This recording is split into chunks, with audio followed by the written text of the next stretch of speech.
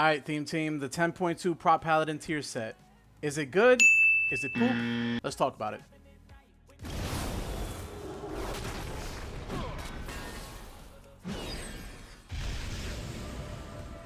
Now, our 2-set bonus says, Judgment grants a stack of Sanctification, reducing your damage taken by 2% per stack.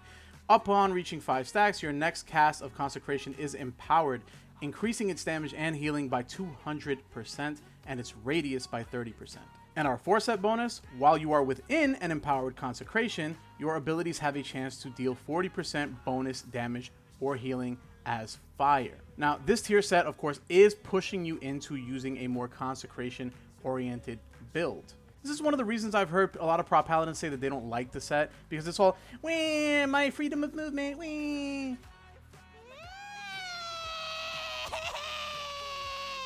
But because as a Prot Paladin, you have a really later in the void, really short cooldown on Consecration, you can pretty much move it around wherever you want to.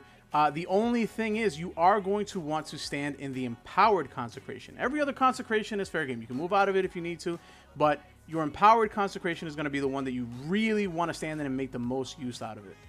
Now, in my humble opinion, this is more or less what the talent tree should look like going into 10.2 after acquiring your tier set, of course. Now, it pretty much, I feel, does make you lean fully into Consecration and, you know, taking things like Sanctuary over Improved Holy Shield. Now, there's going to be obviously some dungeons where Improved Holy Shield is just going to be better if there's a lot of casters and such in the dungeon that are casting at you. Definitely going to want that Improved Holy Shield. The rest of the talent tree on the right-hand side pretty much stays the same as far as I see it. Now, on the left side of the talent tree is where there are some interesting choices that I've made. Of course, I expect into Golden Path and the Seal of Mercy.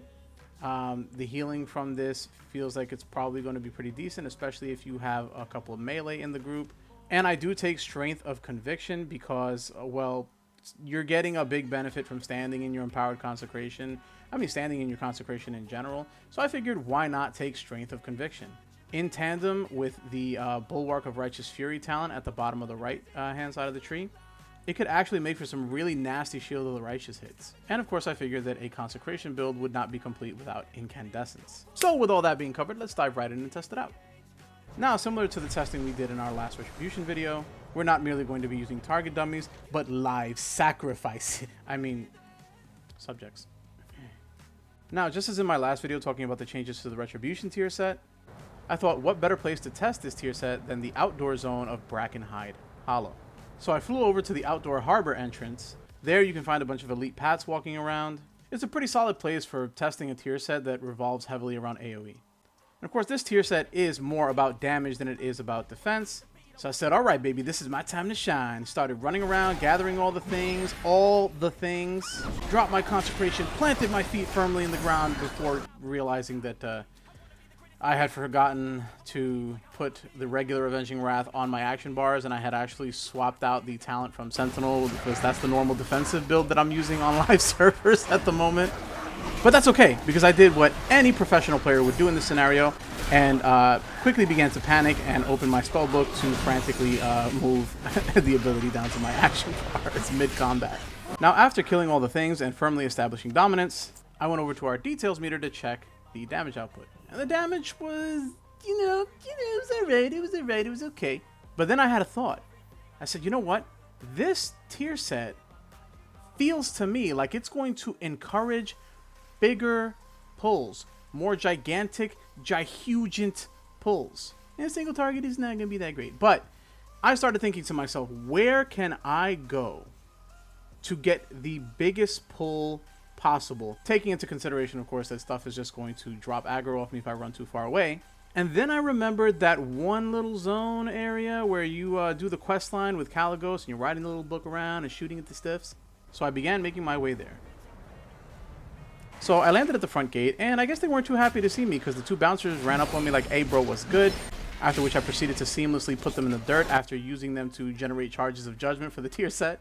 And then I began running around gathering up all the stuffs, racking up my charges of judgment for the tier set while racking up as big a group as possible and showing them all how I earned the title of Galavan the Fearless. I gather them up, drop my Empowered Consecration, and proceed to go to town. I gotta say, I was actually fairly impressed with the Consecration damage here, and I pretty much effortlessly cleaned them all up, with the exception of this one dude who's over there in the corner shooting at me. So I finished looting the bodies before casually strolling up to him and bestowing upon him the title of Dead Bitch. So as we open our details here to check the damage output, we see the Consecration being our top damage. No surprise there really, as that was a fairly big pull. Even though I'm pretty sure that I messed up in like halfway or a little more than halfway through the Empowered Consecration, I dropped another one overwriting it. But that's okay, you know, because it's still top damage. And Cleansing Flame, which is the tier set additional 40% fire damage that it's dealing from all of your abilities, is actually second highest. So I was pretty much spot on when I said that this tier set is going to encourage bigger pulls. And when I say big, I mean really big. Like big. The biggest. That's what she said. Now, unfortunately, I did lose the footage where I recorded the healing done. But basically, the tier set healing was pretty negligible, unimpressive. But actually, the healing from our two talents, the Golden Path and the subsequent talent point you have to take under it to get to the other one, Seal of Mercy, yeah, actually did almost as much healing as Fading Light. So, I mean, not bad, not bad. Not astounding, but not bad. And if any of you were wondering why I'm standing atop this tree overlooking the entirety of Brackenhide Hollow, yeah, it's just because I own this shit now. I am their Lord Sovereign, and they are all my subjects. Well, gamers, that's gonna do it for this video. My overall first impressions of this tier set, not bad. Kinda like it. Feel free to agree or disagree with me in the comments. Let me know why. And as always, if you enjoyed this video, please remember to like, share, subscribe, and I will see you in the next one. The battle for my world just started, I've been waiting.